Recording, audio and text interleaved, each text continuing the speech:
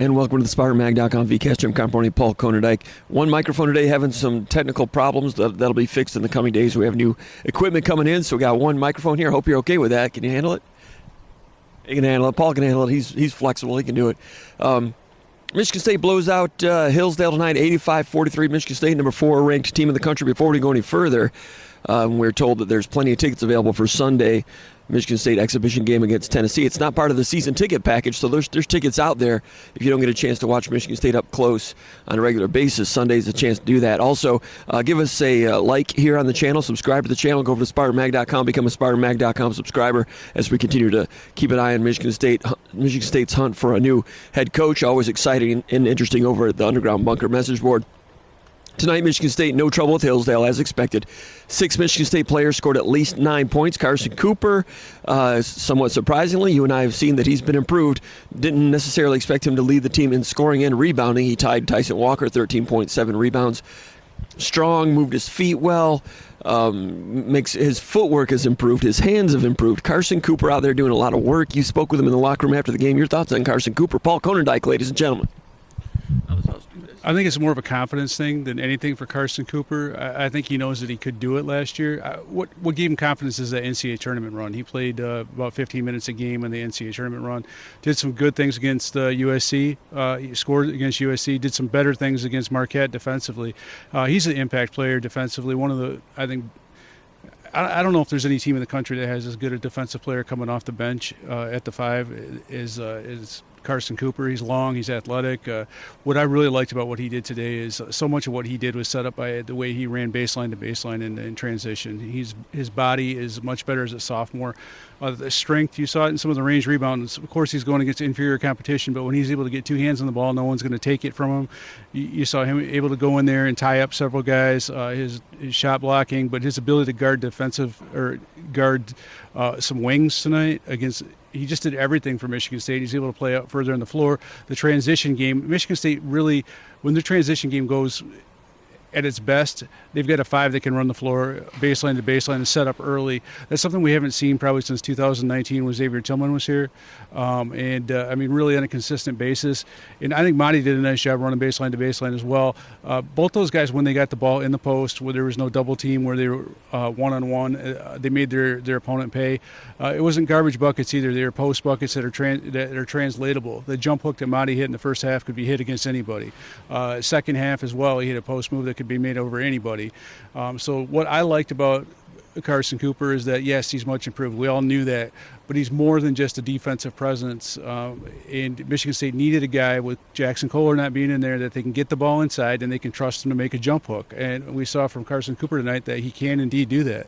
He's hit in this summer. I know it's just Moneyball, but he showed a jump hook with both hands, which is, people come out of Moneyball and saying someone scored 45 points. I'm like, I don't care. Carson Cooper scored 6 and he hit 3 jump hooks. That's more translatable to the season.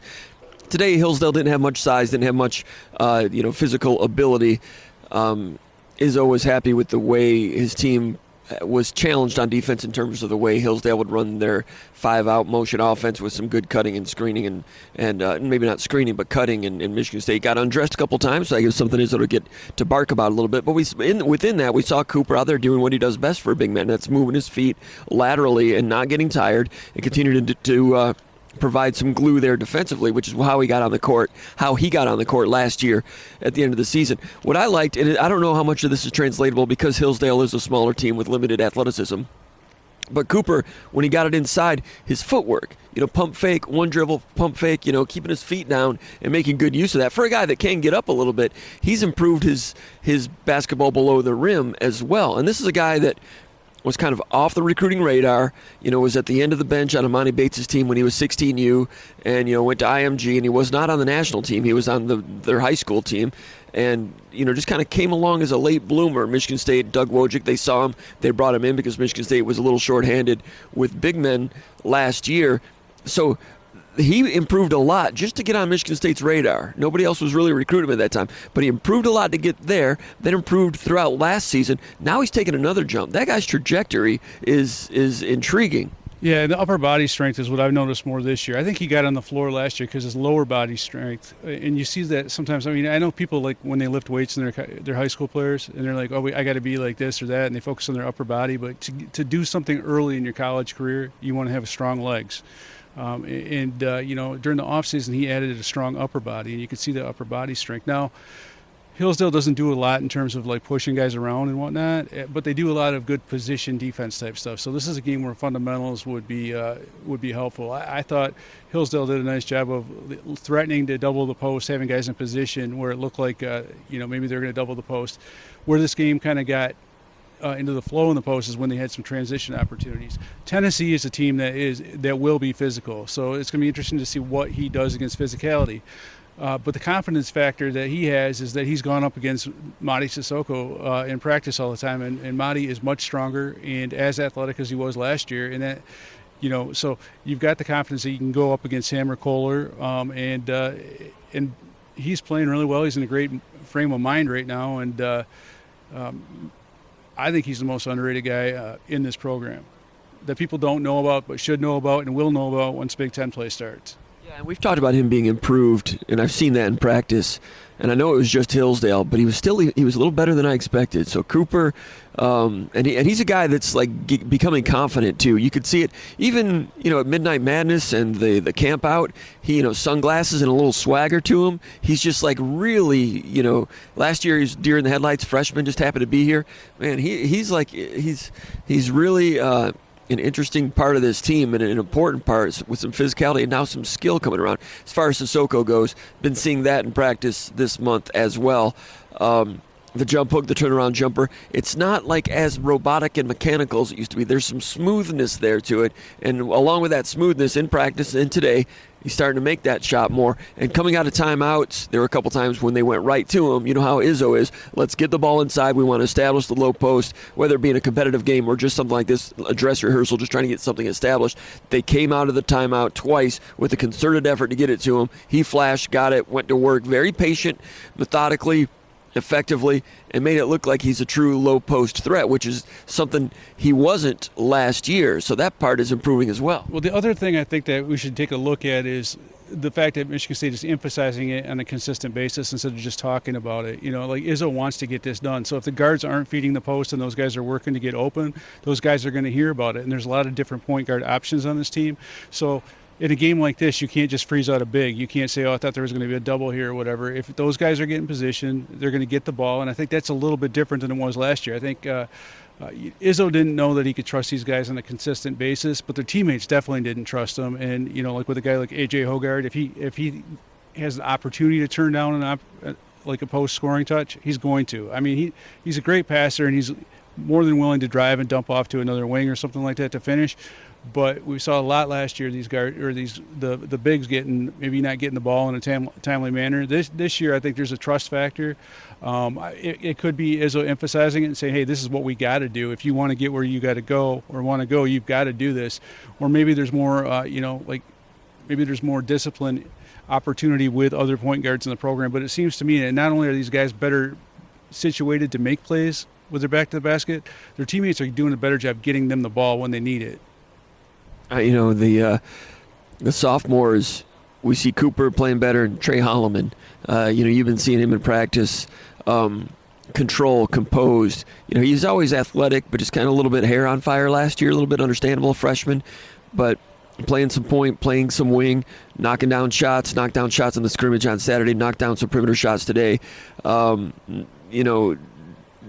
Playing within himself, but making an impact. And we know that he can play good defense too. I mean, Holloman has answered the call because you bring in Jeremy Fears. Everybody knows he's a highly ranked point guard, a lot of notoriety and so forth. And you still have A.J. Hoggard, of course. So where's Holloman and all that? I'll tell you where Holloman is. He's an equipped sophomore combination guard that can do both, and he's an important part of this thing also, and some insurance in case anything gets a tweak or anything.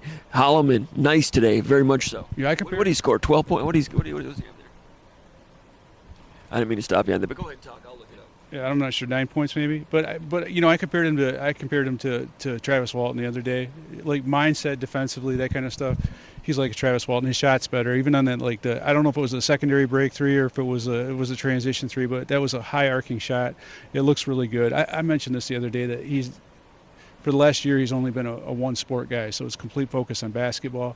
So, it's not surprising to see him kind of turn in the corner. I've been really high on him. The question I've got is, okay, so Holloman's coming on and he's playing within himself. Who is that affect? And the one guy that I continuously think that has to be on his, watching his P's and Q's is A.J. Hoggard. There's a couple times today where I felt like he was trying to do what he does in Big Ten play when he has to at the end of a shot clock to muscle his way into the lane and score. And he took a couple threes that maybe he didn't need to take. And when you've got Fears playing as well as he did, 8 assists, of course, 4 turnovers. Maybe not a shock because they're trying to run the show, but you've got a guy that can assist like Fears. You've got Tyson Walker, who also showed he can make some passes today. He made some really tough passes, and you got a guy like Holloman that makes sure that A.J. Hoggard is minding his business, and he has to. These guards are really good for Michigan State, and it's going to be interesting to see how this all plays out. But you're not going to have a situation where a guy can take his foot off the gas pedal. And, Walker, we've seen him for 3 years. He's a senior, and everybody knows what he can do. I think he's gotten more athletic. Like at the scrimmage on Saturday when they were doing, layup lines, he did a between-the-legs dunk. I'm like, where'd that come from? And all his teammates were like, wow, like they hadn't seen that either. There's a new strength coach, Lorenzo Guess. Tyson Walker's a year older. When you get to 22, 23, heading toward your manhood prime, I think Walker is a guy that's like harnessed, found just a little more horsepower, and that's gonna serve him well as he becomes a marked man throughout the course of the season. The legs get tired, a shooter, scorer, to have that little extra, man strength that he has that he's tapping into. That's going to make him a better player. Did you notice that with Walker at all? I mean, I don't know if he showed it tonight, but if you keep an eye on it as the season goes along, I think there's a little bit more there with him. I think he did the little things better than any of the other guards in terms of getting on he did the things that really translate over to when it's winning time. He was the floor burn king tonight for Michigan State. He got on the floor and after it, and a lot of guys would have been casual in those type of situations. He was really serious about his defense. He talks about wanting to be an all Big Ten defender. Tonight he played like it. We compared him in the past to one of those old UConn guards, the handsy guys that they're able to get in there and disrupt without fouling. Today at night he only played 22 minutes, but he made every single minute count. And the way he was able to extend the defense and defend way out on the floor, the way he was able to harass, I think he's in his element. I think he's full self-confidence right now. I think he knows his role. I still feel like at this time last year when he's going into the season, he still didn't know how it was going to work with him playing the 1 and the 2. I think he knows what he can do. I think he knows what he's capable of. I think he doesn't feel like he has to prove anything. And tonight, he tied for the team lead in scoring, but anytime he wanted to score, he did score. And I think that's the thing with Tyson Walker. That's what really great players do, great guards, is when they have to score, they find a way to score, but they don't force the issue. And he just believes that he's going to do it, and he does it. I remember 2 years ago when as observers we're like, why doesn't he shoot more? He's a guy that can create offense for himself, and he went off in that game against Illinois 2 years ago. Last year, more comfortable coming to the forefront, being a scorer. Now, all those elements coming together. And also, with Michigan State full court pressure today, denying the initial entry pass, it's not like they're going to trap. They'll never trap in a full court press.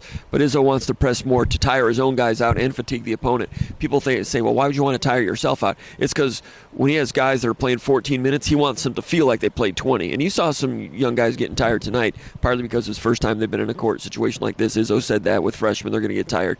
But Walker, with his element like you're talking about, when he's doing full court pressure, it's a guy you might want to, in some regards, you might want to conserve him a little bit, but that's not his nature, and he can give you more. Even when he was at Northeastern, he was like Conference Defensive Player of the Year or something like that. A guy that would get a lot of steals. Hasn't done a lot of that at Michigan State yet. He's played good defense, but steals is not what Michigan State normally looking for. But now, denying those passes, harassing 94 feet. Also, like you mentioned, UConn guards. Louisville had guys that were that a little bit too. So Walker, as good as he is as a scorer and offensive player, I think we'll see more impact from him defensively this year. As far as the full court pressure goes, Izzo has been planning that. If you've been watching Spartan Mag or reading SpartanMag.com throughout preseason practice, we've been pointing out that in practice they were doing that. I talked to Izzo about it, and he told us weeks ago that this was going to be the case. Today we saw it. And what do you think about that? Do you think I know in 05 was the only other year when he did it like all year. similar situation, had a lot of guards. That year they moved Chris Hill and Kelvin Torbert as seniors to the bench. Coming off the bench, they had Ager and Brown, so he had all these guards. We're just going to tire everybody out, transition, played 94 feet of defense. I don't think they denied inbounds passes back then. I talked to Izzo about that, and he thinks they did. I'm going to go back on YouTube and watch some old games to see it. I think they just picked the guy up and played 94 feet of defense. Maybe I'm wrong. I'm sure he's right. I can't remember that well. But how do you think that's going to – do you think that's going to be – do you foresee that being all year? What impact do you think the press is going to have, and what are your thoughts about that whole thing? Well, I think we've seen it for years of what it does to Michigan State when teams do that. There's a couple times tonight where Michigan State's playing good, not denying stuff, but they're playing good full court defense, and there's only like 16 seconds left on the shot clock. Pardon my French, and but you end up it's harassing, and then you're playing further out on the perimeter, and it makes it harder for those teams to get in plays. We saw some. Hillsdale's pretty confident in what they run, and it's a system that those guys are. It's a smart basketball team that's in position to make plays. But I felt like they got sped up on several different occasions, just because of that. I think some guys are built for it too. You look back at 05, and you mentioned Chris Hill. There's not a single guy on this team that like as far as a guard that would be in that athletic group with a Chris Hill. You've got plus athletes. You got Trey Holloman who can dunk it any way he wants it, and he's got a 6'8" wingspan. AJ Hogarth's a bigger guard, but he's fairly athletic as well, and he's added some quickness too. Yeah, he has, and he has to, and Tyson Walker, we've talked about him. Jaden Akins, he's another guy that wants to be an all Big Ten defensive player, and the want to on defense, I think, is more there with this group than it was with those guys. You have each one of these guards want to be an impact elite level defender, and there's not a lot of arm twisting to get that out of them. They've been around long enough to know that when they have played teams that play good defense, it has an impact. Hogarth's a senior, Walker's a senior, Akins is a junior. Michigan State's starting 4 seniors and a junior. How rare that is. So that factors into it as well. It's a natural progression, in my opinion, because you look at the games that they were really good in even that first Purdue game that they played, they really locked down Purdue's perimeter players. They led the Big Ten in 3-point percentage field goal defense for most of the year. We're one of the best in the country for that. I think a lot of guys wore down. I think Tyson Walker wore down. Now you don't have to deal with that, but if you can continue to do that and build on it and do some of the more of the full court stuff, because Tyson Walker is built to play. Izzo was saying last year, he's one of those guys that, really can play 35 minutes a game. So if you have guys that can play 35 minutes a game, I think Jaden Akins, he's a really good athlete. He's a guy that could play a lot of minutes as well. So if you have guys that are capable of playing 35-plus minutes a game, and you want those guys to feel like they've given everything they have, that's what you got to do. And I was impressed with guys being, for the most part, efficient in scoring when they weren't playing 30-plus minutes a game. Jaden Akins took some really good shots today. He had a nice field goal off the dribble, which is something they want him to develop. It's something that he wants to develop, something he didn't have the green light to do a whole lot last year, and that's something he wants to do. We will see how that progresses as the season goes along. Tennessee's going to be very physical. They really pounded and bullied Duke last year when they eliminated Duke. As a program, sometimes they have trouble shooting the ball. We'll see what they look like on Sunday. One other thing about Michigan State's defense, not only was it full court pressure, but they were also denying passing lanes in the half court, which Izzo's usually 2 steps off the line of the ball, or off the line and up the line, usually a step and a half off. Today they were like only a half a step off, and denying passing lanes, making it challenging for teams to reverse it. Now that's against Hillsdale. Izzo doesn't like to do that because he doesn't like to get beaten backdoor, which they don't do. But if you're up there denying, he doesn't want people going for steals. He wants to be sound, shoot over the top, box out, rebound, and go. Denying passing lanes, I'm not saying they're doing it like Duke, but that was a different thing also. It requires more energy to be spent. That's another way to tire yourself out. I've not asked Izzo about that today. I was surprised by that. I didn't anticipate that. We will get into that later as the season goes along. Any thoughts about the defensive denial? Not a whole lot about that, but that's, like you said, another way to wear guys down. What I want to talk about now is maybe not the positive. One of the things that I really wanted to see is what they could do from the 4, whether they're going to have a stretch 4 that can face up and shoot. I know Malik Hall has hit some threes in the past. He looked a little awkward and tentative on his first 3, and after he missed that first 3, he went into that mode where he wants to drive the ball to the hoop, and he scored on his first one. He had a couple opportunities to shoot threes later in the game. One time he turned one down, another time he let it fly. The shot looked okay, But there's nothing that I saw today that told me that, hey, Michigan State's anywhere near having the stretch four that they need to. You might ask and say, well, Xavier Booker hit 2 threes. There's nothing I saw today from Xavier Booker that told me that when he's on the floor, that whatever he gives them as a face-up shooter isn't going to be mitigated by whatever he gives up. I'll give you one example of that. He hit his first 2 threes, one in the first half, one in the second. They were good shots. But his third three-point attempt, he jacked it up and then he jogged back, and he wasn't punished by it. But if that was a Tennessee guard that had got that long rebound, that would have been Dunk City, and it would have been a bad deal. So Xavier Booker, he did some good things today. Rebounding was not good for him. I thought he was out of position a few times on defense. I just don't think he knows where he needs to be on the floor. His feel for where he needs to be on defense is off. He's getting better, but he's not where he needs to be a guy that can contribute at the four for a team that wants to win championships. Now, can he come in and give them something off the bench? Yeah, I think so. But it's going to be risk reward anytime you put him out on the floor, and if he sticks with it, I think he'll get there. But they're nowhere near what they need to be to have that face-up four, and that was kind of the negative today. The other negative was rebounding. We didn't hear Izzo talk a lot about, especially in media day. That's the first time I can think of him not saying that anything about being deficient rebounding. Tonight, Michigan State was deficient rebounding, and it wasn't just hey, this team shot a lot of threes and they missed long. There's a lot of tipped balls around the rim, and that can't happen against Tennessee. Those are dunks. I felt like guys tried to leak out a little bit too early in transition, thinking they were going to have their way on the glass. But 17 offensive rebounds against Hillsdale. Michigan State had 24 transition points, a lot more points on the secondary break. But again, that's not going to be there against Tennessee, and it's going to be an ugly performance if Michigan State rebounds as poorly against Tennessee as they did against Hillsdale tonight. That's a glaring red flag for me. Last year we saw it, I think, in the first exhibition game. I was like, okay, where's the rebounding going to be?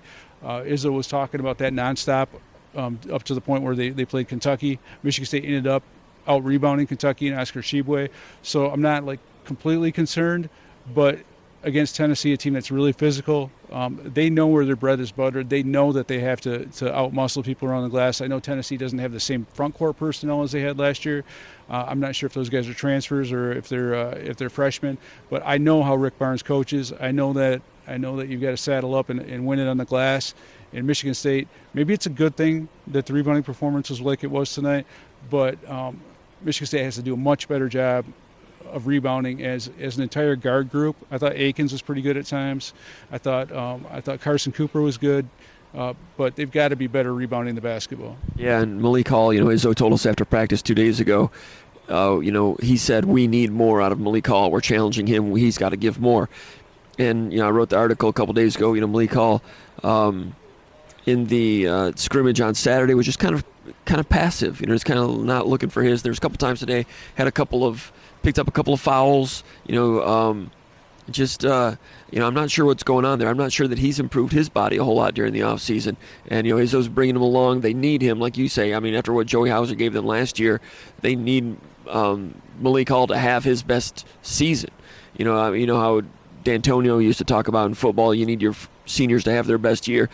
You would think that'd be automatic.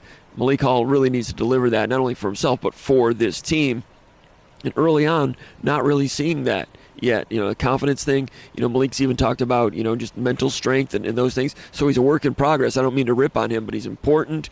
And tonight was not necessarily a good step in that direction. Izzo is not going to rip on him because there's certain people you can push buttons with, certain ways to do it, but not a great first step for Malik Hall today. We've seen him step up in some games, so I'm looking for him to step up. And it wouldn't be, for a veteran, it wouldn't be uncommon for a guy not to have a huge game against, an exhibition opponent. Of course, Carson Cooper wants to put it on tape. He's been working hard, and a lot of other guys are in that same mold. So will Malik Hall step up? I would guess that he would, but there's always been a tendency that he has when other guys are playing well, for him to kind of defer. And going all the way back to his days at Sunrise Christian, he's a senior. He's been around a long time. He is a team leader. He did some really good things last year and playing through a lot of pain and doing some things, sacrificing for his team. doing his best. I think back at that USC game in the NCAA tournament, man. I mean, he had to hustle. He had to play hard. He played hard on defense under really difficult situations for him physically. So we know this guy will spill it for his teammates. But I think there's a hesitancy for him to look for his shot when he knows that other guys can score as well. But they need him to be able to hit that face-up jumper. Otherwise, it's something we're going to be talking about for a long time until either it happens or it doesn't. And at some point, it's going to be, okay, if you can't do that at the 4, then does Michigan State go in a different direction and you have a guy like Cohen Carr do a Brandon Dawson at the 4? I don't know. It's really too early to talk about those kind of things. We know that Malik Hall has shown that he can hit face-up jumper. Last year at times he had games where he had multiple threes. So I'm going to give him the benefit of the doubt for a while, but it's something like, if you're looking at right now, if you're looking at evidence that Michigan State can win a national championship, that's one piece of evidence that really has to be checked off, in my opinion. Right. And Xavier Booker made the 2 3-pointers today. The first one was good. The second one, the one that he missed, like you're saying, it was early offense on first touch, and Izzo let it go. But in normal circumstances, depending on what his percentage is as the year goes along, that was not a good shot. If we've watched Izzo for 800 games over the years, he doesn't want Joey Hauser maybe in year 4 can take that shot. Izzo let that one slide, but Izzo got on him when Booker allowed 2 offensive rebounds to these little Hillsdale guys. And, Booker's got all kinds of talent, and he's coachable. Like, he's listening, and he takes it pretty good. But he was just like late, just kind of late and getting bumped out, and Izzo was mad, called timeout, and gave it to him pretty good, which is a good sign, because there's been freshmen and other players that Izzo's been hesitant to give it to them a little bit. He'll only give it to you if you can take it, or if he thinks that you're tuning out a little bit, then he'll give it to you for that reason. But that's not the case with him. Even though the score was 70-30 at the time, teachable moment for this team and what they need Xavier Booker to be and to understand. You just gave up 2 offensive rebounds, Xavier. I don't know if you realize that or not, but in this level for this team, that cannot happen. And Izzo got on him pretty good. And Walker's like, hey, man, it's okay. But Booker's going to have a lot more of those moments. And if Booker improves as much in the next 3 months as he has in the last 3 months, he might be able to be a guy that doesn't give up a whole lot of. He won't give up as much slippage as he does right now, which is the whole key. He can shoot a little bit with the ball in his hands. He needs to be better when the ball's not in his hands. Been saying that for a long time, but he has made progress and he is coachable. Yeah, so I think the good thing is that teammates are encouraging him and are picking him up, because there is times with a veteran team like this, and they have a guy like that that's ranked as highly as he is and as far as he is from being like completely functional. That might grate on some guys, especially when he's tiptoeing around in the paint and acting like he's got someone else there to rebound for him. Like against the Tennessee, like a Carson Cooper or Mahdi, they're going to have to erase dudes. And when they erase dudes, their teammates are going to have to put 2 hands on the ball and go down and grab it. So I'm glad to see that his teammates are picking him up, and I'm glad to see that he's hitting threes in some format. I still want to see what he can do in a half court set, like in terms of can you run a play as a 4? How can you effectively shoot as a 4 when a team is well coached, athletic, they're closing out, and you're not shooting over a guy that you've got like a huge advantage over? Tennessee is athletic. They're gonna get out there on him. There's a whole lot different. I mean, for a guy like Xavier Booker, there is not a single guy in Hillsdale that he can't shoot over, whether it's a good shot or a bad shot. They can contest all they want. They're not going to get a piece of the ball. It's going to be an easy shot. Totally different animal against Tennessee. Just like Joey Hauser experienced like against Gonzaga on the aircraft carrier.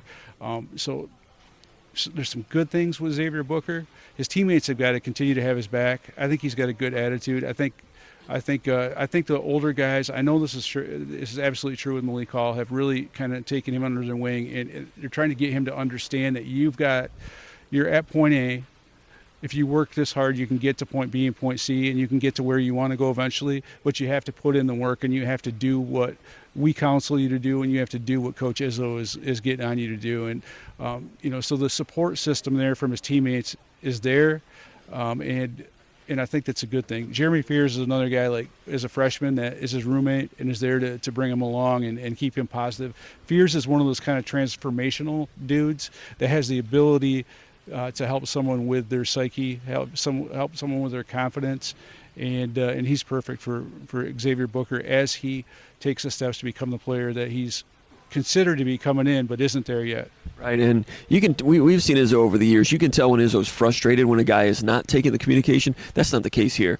Sometimes Izzo will get mad if he gets frustrated about that part. That's not the case with Booker, and he's listening and doing what he can, and he needs to come along. Malik Hall, think about Malik Hall a couple years ago when Joey Hauser suggested that Hall go to the starting lineup and he himself, Hauser, come out of the starting lineup because Hall was playing better. Joey Hauser said that 2 years ago, and Hall finished in the starting lineup. That Malik Hall, that slope, he needs to harness that again because this team needs him to. Just one exhibition, but that'll be something to keep an eye on as we move forward. Tennessee exhibition, the perfect exhibition team for the development of Xavier Booker. Get out there and play some bumper cars with these guys, find out and get an idea of what it's going to be like when the Big Ten hits. All those things are good. Jeremy Fears was good. Konyndyk, 12 points. Energy guy, finishes around the rim. Not a guy you're going to be running, down screens for at this point in his career, but pretty talented, fun, entertaining garbage man, basically. And he helps with the horsepower factor for Michigan State when he's out there as well. Before we wrap up, anything else? This Tennessee game is really interesting because Michigan State wants the relevance. They want to be in that top 5 conversation. You lose this Tennessee game, and all of a sudden you take a hit in terms of the appearance of your program. Doesn't mean you can't get it back. As soon as you have the Champions Classic matchup, you can get it back. But for Michigan State, really to kind of serve notice to everyone that they're legitimately belong in that contender group, they've got to win at home against Tennessee, and that'll be a big test. And Izzo said a couple of weeks ago that he wasn't sure how he and Barnes were going to handle this. Rick Barnes, the head coach of Tennessee, because on one hand you want to work on some guys. It's an exhibition. You want to get some minutes to Konyndyk. You want to give maybe more minutes to Booker than you would in a game, just to learn, but not